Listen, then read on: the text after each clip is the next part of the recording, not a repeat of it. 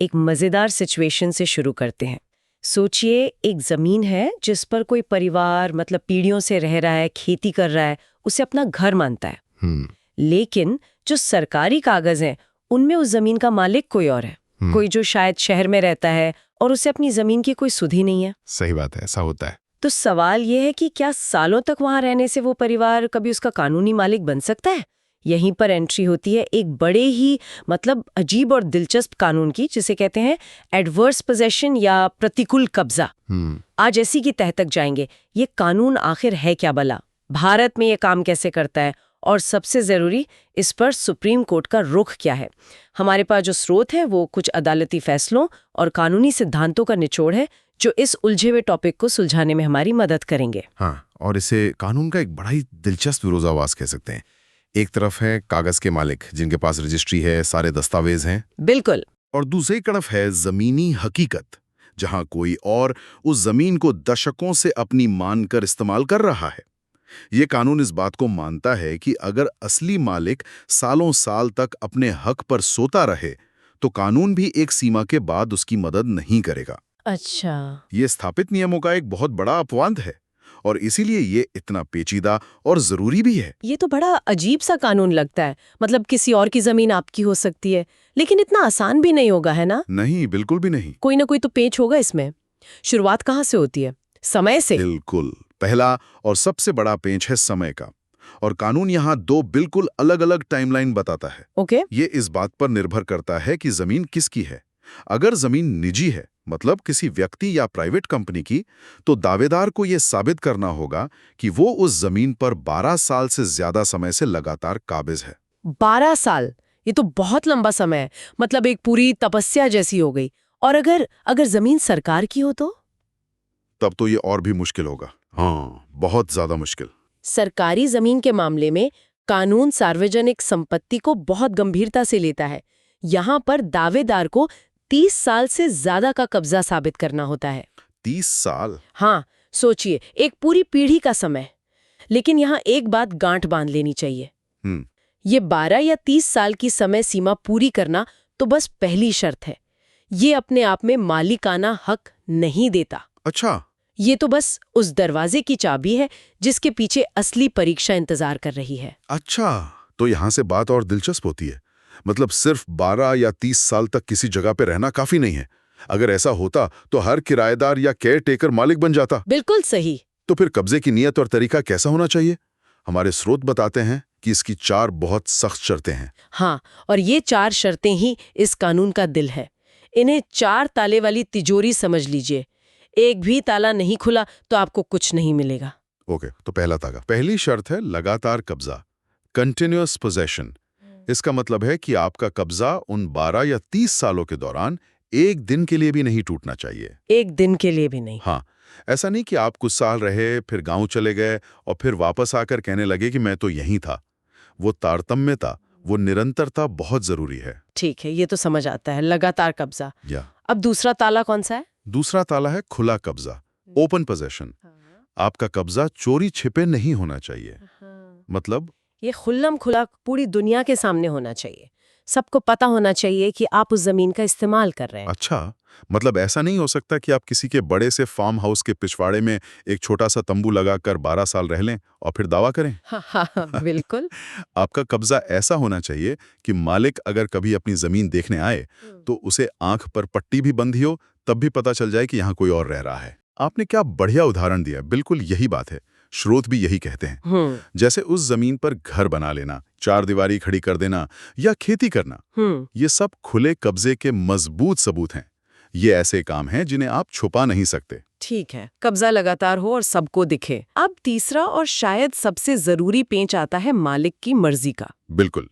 तीसरी शर्त है मालिक की अनुमति के बिना, विदाउट परमिशन, यानी हॉस्टाइल पोजेशन। हाँ, इसे कानून की भाषा में हॉस्टाइल पोजेशन कहते हैं। अब हॉस्टाइल का मतलब लड़ाई झगड़ा करना नहीं है। इसका मतलब है कि आपका कब्जा मालिक के हक के खिलाफ या प्रतिकूल है। ओके। आप उस जमीन पर मालिक की इजाजत से या उसके किराएदार, दोस्त या रिश्तेदार बनकर नहीं रह रहे।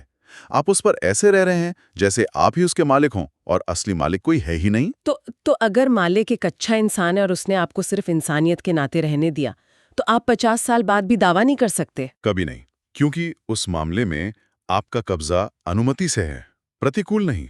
अच्छा। यही वजह है कि किराएदार या लीज पर रहने वाला व्यक्ति कभी भी प्रतिकूल कब्जे का दावा नहीं कर सकता, क्योंकि उनकी तो शुरुआत ही मालिक की सहमति से होती है। अच्छा, तो कब्जा लगातार हो, सबको दिखे और मालिक की मर्जी के खिलाफ हो। लेकिन मान लीजिए असली मालिक को ये सब पता चल गया, वो मुझे हर महीने एक नोटिस भेज रहा है कि भाई जमीन खाली कर दो, या उसने पंचायत में शिकायत कर दी, तब क्या होगा?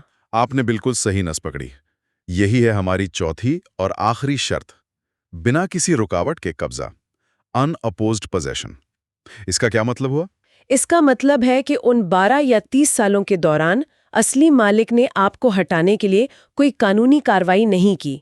सिर्फ नोटिस भेजना या पंचायत में शिकायत करना शायद काफी न हो। अच्छा। लेकिन अगर उसने आपके खिलाफ पुलिस में एफआईआर कर दी या कब्जा हटाने के लिए कोर्ट में केस फाइल कर दिया, तो फिर खेल खत्म। ओह, प्रतिकूल कब्जे की गिनती उसी दिन रुक जाएगी, चाहे आपने 11 साल 11 महीने ही क्यों ना पूरे कर लिए हों। वाह!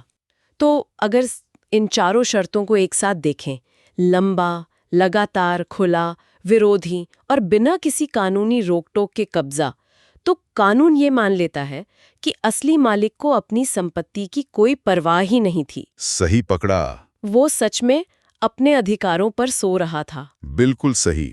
कानून उस मालिक की मदद नहीं करना चाहता जो अपने अधिकारों के प्रति इतना लापरवाह हो। यह सिद्धांत एक तरह से सालों से चले आ रहे जमीनी विवादों को एक अंतिम रूप देने का भी काम करता है, ताकि कोई मामला हमेशा के लिए लटका ना रहे। यहाँ एक बहुत बड़ा सवाल मेरे दिमाग में आ रहा है। मान लीजिए मैंने ये चारों शर्तें पूरी कर ली। एक निजी जमीन पर मेरा कब्जा 12 साल से ज्यादा समय तक लगातार खुला, विरोधी और निर्विरोध रहा है। तो क्या मैं सुबह उठकर कह सकती हूँ, बधाई हो, जमीन अब मेरे है? नहीं, क्या कानून मुझे अपने आप मालिक बना देता है? बिल्कुल नहीं। और यही सबसे बड़ी गलतफहमी है। प्रतिकूल कब्जे से मालिकाना हक अपने आप नहीं मिलता। अच्छा। ये कोई जादुई छड़ी नहीं है कि 12 साल पूरे हुए और आप मालिक बन गए। यहाँ से तो आपकी असली लड़ाई शुरू होती है, जो कि अदालत में लड़ी जाती है। तो ये प्रक्रिया क्या है? मतलब मुझे क्या करना होगा? पहला कदम है अदालत का दरवाजा खटखटाना। आपको यानी दावेदार को असली कागजी मालिक के खिलाफ एक दीवानी मुकदमा, एक सिविल सूट दायर करना होगा। ओके। इस मुकदमे में आपको अदालत से ये घोषणा करने की मांग करनी होगी कि इन चारों शर्तों को पूरा करने के आधार पर अब आप उस संपत्ति के कानूनी मालिक हैं। और जाहिर है अदालत सिर्फ मेरे कहने पर तो मानेगी नहीं, सबूत तो लगेंगे। सबूत? यहाँ पर सबूत का बोझ इतना ज्यादा है कि इसे उठाना लगभग नामुमकिन होता है। कानून की भाषा में इसे बर्डन ऑफ प्रूफ कहते हैं। और ये 100% दावेदार पर होता है। आपको उन चारों शर्तों को लगातार, खुला, विरोधी और निर्विरोध कब्जा ठोस, पुख्ता और बिना किसी शक वाले सबूतों के साथ साबित करना होगा। जैसे कि? आपको गवाह लाने होंगे, बिजली पानी के बिल दिखाने होंगे, तस्वीरें दिखानी होंगी। ये साबित करना होगा कि आपका कब्जा मालिक की अनुमति के बिना था। अदालत शुरू से ही ये मानकर चलती है कि आप गलत हैं और जमीन कागजी मालिक की ही है। आपको इस धारणा को तोड़ना होता है। यानी यहाँ वो कहावत possession is 9/10 of the law काम नहीं करती। बिल्कुल काम नहीं करती। यहाँ तो उल्टा है। सुप्रीम कोर्ट ने बार बार कहा है कि सिर्फ कब्जा मालिकाना हक का सबूत नहीं है। अच्छा। असली कानून तो रजिस्टर्ड दस्तावेज ही है, जैसे रजिस्ट्री या खतियान। प्रतिकूल कब्जा तो उस कानून का एक बहुत ही दुर्लभ 0.1% वाला अपवाद है, और अदालतें इस अपवाद को बहुत ही सावधानी से लागू करती हैं। तो मालिकाना हक कब मिलता है? आपको मालिकाना हक तभी मिलता है जब अदालत आपके हर सबूत से पूरी तरह संतुष्ट होकर आपके पक्ष में एक डिक्री यानी फैसला सुनाती है। ये तो वाकई माउंट एवरेस्ट पर चढ़ने जैसा है। अच्छा, अब जरा ये देखते हैं कि अदालतों ने, खासकर सुप्रीम कोर्ट ने, असल मामलों में इस कानून को कैसे इस्तेमाल किया है।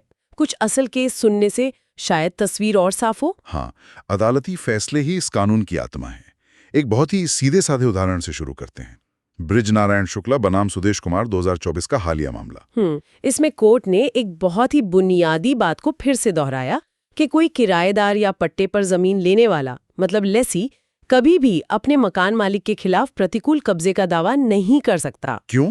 क्योंकि जैसा हमने पहले बात की, उनका कब्जा तो मालिक की अनुमति से शुरू होता है, इसलिए वो कभी विरोधी या हॉस्टाइल हो ही नहीं सकता। ये तीसरी शर्त का सीधा उल्लंघन है। अरे ये तो सीधी सी बात है। किराएदार तो हर महीने किराया दे रहा है, मतलब वो खुद ही मान रहा है कि मालिक कोई और है। तो फिर विरोधी कब्जे का तो सवाल ही नहीं उठता। बिल्कुल। लेकिन क्या कोई ऐसा मामला भी है जिसने इस कानून की समझ को ही बदल दिया हो? बिल्कुल। 2019 में आया रविंदर कौर ग्रेवाल बनाम मंजीत कौर का मामला एक मील का पत्थर है। इस केस ने तलवार बनाम ढाल की अवधारणा को हमेशा के लिए बदल दिया। तलवार बनाम ढाल, ये क्या है? देखिए, 2019 से पहले प्रतिकूल कब्जे के कानून को ज्यादातर एक ढाल की तरह इस्तेमाल किया जाता था, एक शील्ड की तरह। ढाल मतलब बचाव के लिए? हाँ, मतलब अगर असली मालिक 20 साल बाद आपको जमीन से निकालने के लिए केस करता, तो आप बचाव में कहते कि जनाब अब बहुत देर हो चुकी है, मैंने प्रतिकूल कब्जे से हक पा लिया है। आप इसे सिर्फ अपने बचाव के लिए इस्तेमाल कर सकते थे। तो इस फैसले ने क्या बदला? इस फैसले ने कहा कि प्रतिकूल कब्जा सिर्फ एक ढाल नहीं बल्कि एक तलवार भी है। तलवार? एक स्वॉर्ड। इसका मतलब है कि अगर आपने प्रतिकूल कब्जे की सारी शर्तें पूरी कर ली हैं, तो आपको मालिक के केस करने का इंतजार करने की जरूरत नहीं है। आप खुद अपनी तरफ से अदालत जाकर अपने मालिकाना हक की घोषणा के लिए मुकदमा दायर कर सकते हैं। ओह! आप आक्रामक रुख अपना सकते हैं। पहले आप सिर्फ बचाव कर सकते थे, अब आप हमला भी कर सकते हैं। ये तो बहुत बड़ा बदलाव है। इसने तो दावेदारों को एक नया हथियार ही दे दिया। अच्छा, अब सरकारी जमीन वाले मामलों पर आते हैं। वहां तो 30 साल की शर्त है। क्या उस पर भी कोई महत्वपूर्ण फैसला आया है? हाँ, केरल सरकार बनाम जोसेफ 2023 का मामला इसी पर रोशनी डालता है। इसमें सुप्रीम कोर्ट ने बहुत सख्ती से ये बात फिर कही कि सरकारी जमीन पर प्रतिकूल कब्जे का दावा करना लगभग नामुमकिन है। नामुमकिन? हाँ। कोर्ट ने कहा कि सरकारी जमीन जनता की संपत्ति होती है और उस पर किसी निजी व्यक्ति का कब्जा आसानी से स्वीकार नहीं किया जा सकता। सिर्फ लंबे समय तक कब्जा रखना या सरकारी रिकॉर्ड में कुछ हेर फेर कर लेना काफी नहीं है। इसके लिए असाधारण रूप से मजबूत और बेदाग सबूत चाहिए, जो कि मिलना बहुत ही मुश्किल है। तो इन सभी फैसलों को एक साथ देखें तो ऐसा लगता है कि अदालतें, खासकर 2019 के तलवार वाले फैसले के बाद, इस कानून के दुरुपयोग को लेकर बहुत ज्यादा सतर्क हो गई हैं। हाँ, बिल्कुल। अदालतों को ये चिंता है कि लोग इस कानून का गलत फायदा उठाकर जमीनों पर कब्जा न करने लगें। इसीलिए वो सबूतों के मायार को, मतलब स्टैंडर्ड को, लगातार ऊंचा कर रही हैं। वो ये सुनिश्चित करना चाहती हैं कि ये असाधारण अधिकार केवल उन सबसे योग्य और वास्तविक मामलों में ही दिया जाए जहां असली मालिक ने सचमुच अपने अधिकार छोड़ दिए थे। ठीक है, तो इस पूरी बातचीत का निचोड़ निकालते हैं। प्रतिकूल कब्जा एक बहुत ही शक्तिशाली लेकिन दो-धारी तलवार जैसा कानून है। हाँ, ये आपको बिना खरीदे या विरासत में मिले भी जमीन का मालिक बना सकता है, लेकिन इसकी राह कांटों भरी है। आपको सालों तक 4 कड़ी शर्तें पूरी करनी होती हैं और उसके बाद अदालत में एक लगभग नामुमकिन लड़ाई लड़नी पड़ती है। बिल्कुल, और यहाँ का मुख्य द्वंद्व यही है, कागजी हक और जमीनी हकीकत के बीच संतुलन बनाना। एक तरफ कानून रजिस्टर्ड दस्तावेजों को सबसे ज्यादा महत्व देता है।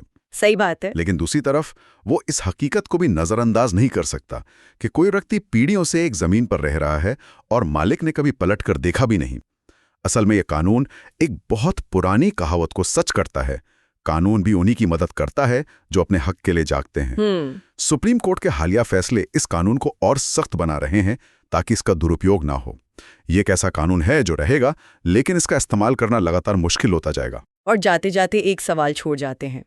ये कानून उस जमाने में बना था जब रिकॉर्ड रखना मुश्किल था, जमीनों की नाप जोख कच्ची थी और लोग अपनी दूर दराज की संपत्तियों पर नजर नहीं रख पाते थे। सही है। आज की डिजिटल दुनिया में, जहां हमारे पास गूगल मैप्स हैं, जमीन के रिकॉर्ड ऑनलाइन हैं और ड्रोन से निगरानी तक संभव है, क्या एक ऐसा कानून जो एक लापरवाह मालिक को सजा देकर एक अतिक्रमणकारी को इनाम देता है, अभी भी उतना ही प्रासंगिक है? ये बहुत बड़ा सवाल है। या फिर ये उन पुराने उलझे हुए भूमि विवादों को सुलझाने के लिए आज भी एक जरूरी हथियार है, जहां रिकॉर्ड खो गए हैं या पीढ़ियों से कोई और ही जमीन जोत रहा है?